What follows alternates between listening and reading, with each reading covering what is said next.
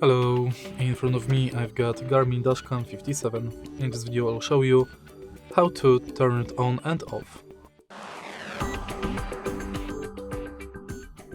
In the beginning let's plug it to charger because this camera is drained out of the battery.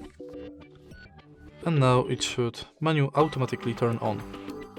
Now you have to select country,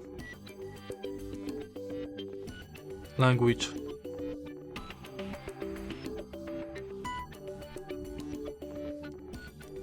insert SD card,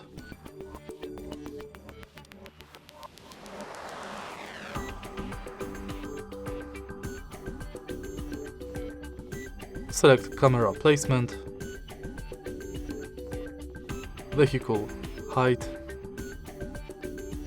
select if the camera has to record audio,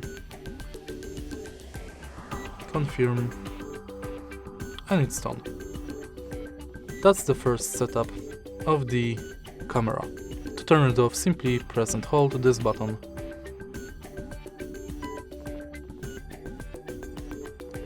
And that's basically it.